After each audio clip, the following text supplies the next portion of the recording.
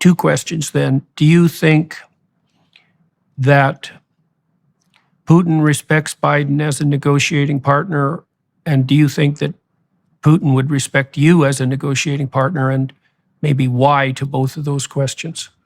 Well, it would be hard for me to believe that Putin or any leader around the world, I think they respect the United States of America, but I don't know that they respect the president of the United States today at the level that they should. And it just comes from a series of steps by this administration.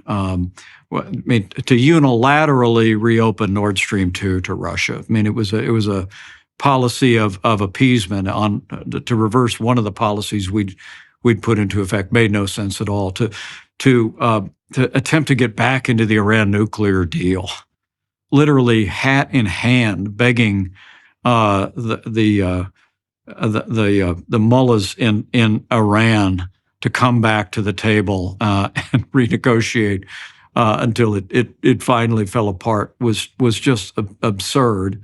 And of course, the fact that we had negotiated an agreement in Afghanistan with the Taliban that made it clear that they were required to work with the Afghan national government, never harm any military personnel, and never harbor terrorists. Those were the three preconditions, or we made it clear to them that we would hit them harder than they'd ever been hit before. 18 months went by in our administration and the early days of this one where there was not a single American casualty in Afghanistan.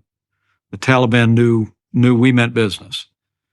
But in this administration, when we began an orderly withdrawal, which for some incomprehensible reason got delayed into well after the fighting season. And if you recall, President Biden, it was leaked that they were talking about making the departure on September 11th, which was incomprehensible to me that we would mark that date, a date of a dark day in American history, the source of which was launched from Afghanistan for the withdrawal.